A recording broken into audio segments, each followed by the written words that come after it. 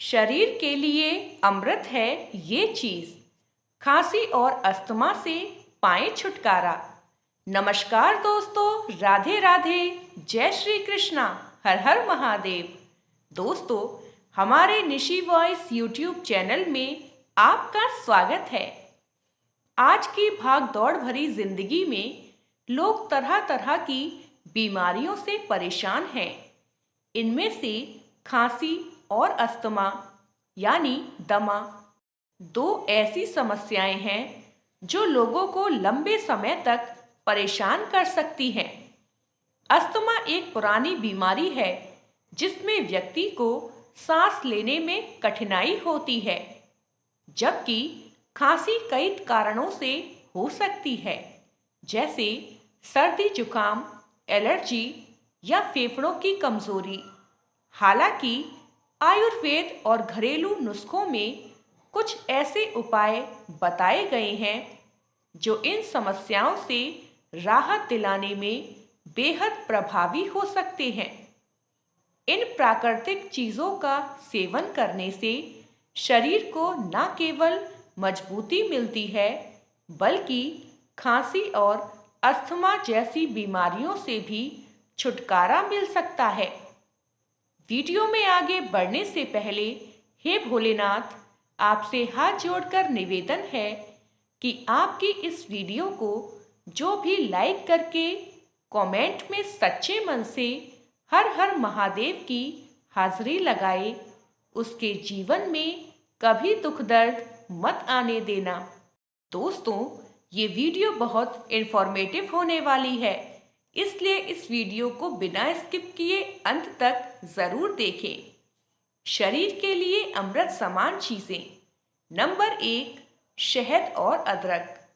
दोस्तों, शहद और अदरक को मिलाकर लेने से अस्थमा और खांसी में बहुत राहत मिलती है। अदरक में एंटी इंफ्लेमेटरी गुण होते हैं जो फेफड़ों की सूजन को कम करते हैं।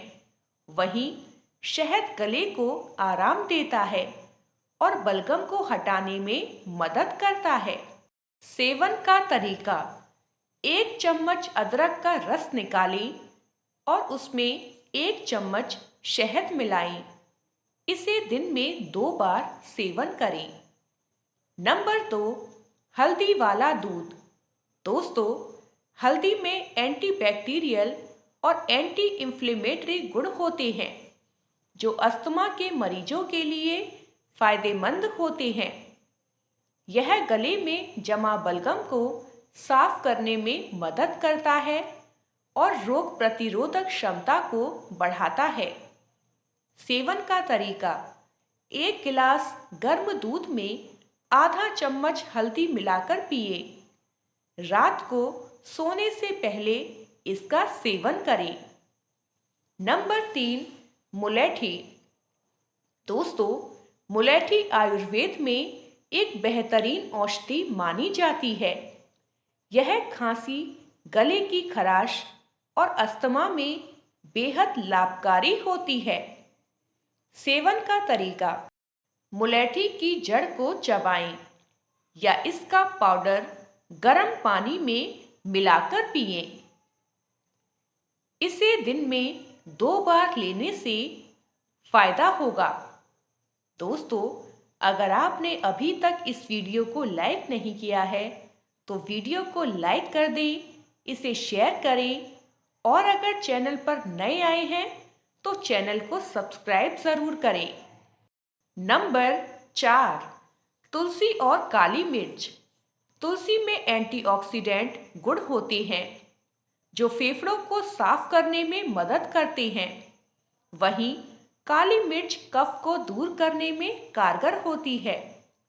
सेवन का तरीका: 5 से 6 तुलसी की पत्तियां लें और उसमें 2 से 3 काली मिर्च मिलाकर चबाएं।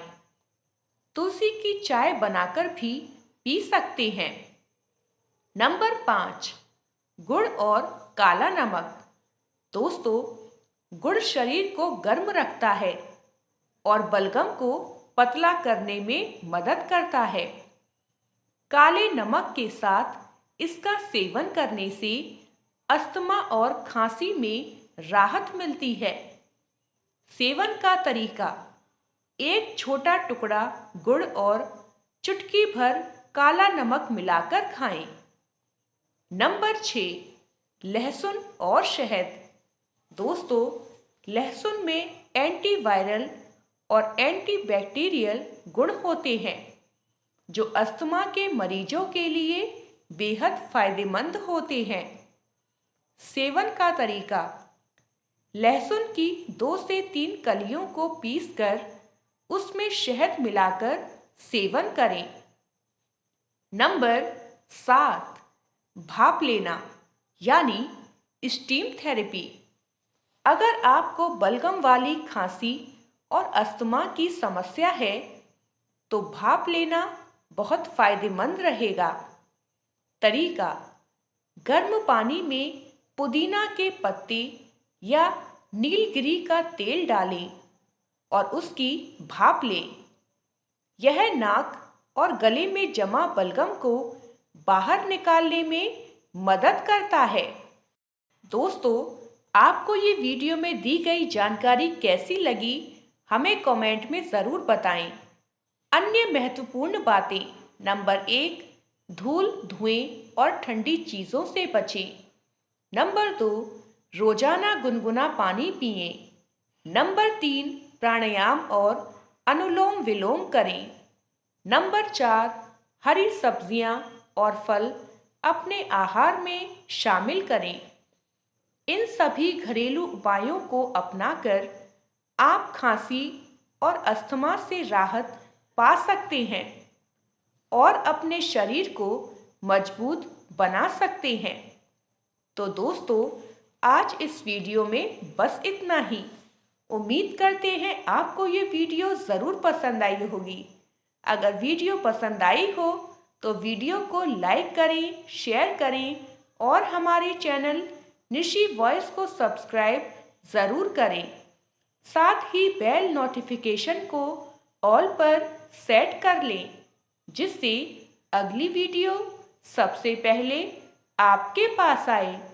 और कमेंट बॉक्स में हर हर महादेव ज़रूर लिखें। दोस्तों, हमारे new channel health tips with Disha को भी सपोर्ट करें। इसका लिंक आपको वीडियो के डिस्क्रिप्शन बॉक्स में मिल जाएगा। जैसे आपने इस चैनल को सपोर्ट किया है और बहुत सारा प्यार दिया है, ऐसे ही आगे भी सपोर्ट और प्यार बनाए रखिएगा।